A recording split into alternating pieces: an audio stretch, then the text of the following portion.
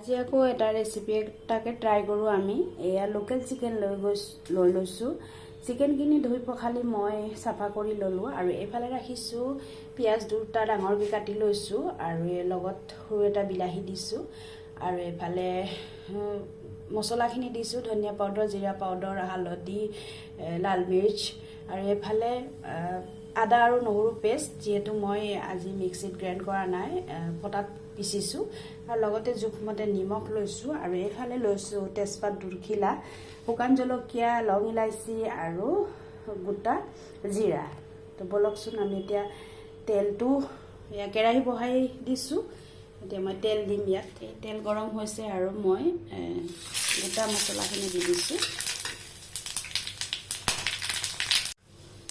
মতে পিঁয়াজখিনি দিছোঁ। লগতে মই ধনিয়া পাউডাৰ, বিলাহী আৰু আদা নহৰু পেষ্টটো দি দিছোঁ। লগতে নিমখখিনিও দি ল'লোঁ।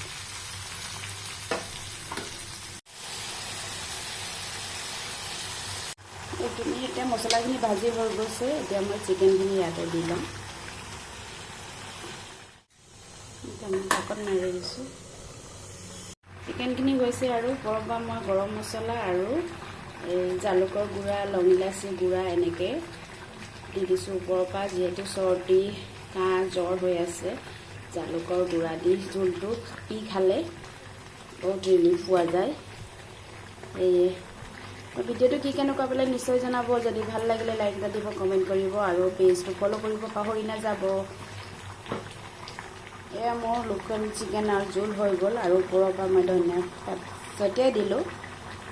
তো ইমান সময় ভিডিঅ'টো চোৱাৰ বাবে সকলোকে বহুত বহুত ধন্যবাদ। নতুন এটা ভিডিঅ' লৈ আকৌ আপোনালোকৰ মাজলৈ আহিম। তেতিয়ালৈকে বাই, লাভ ইউ অল।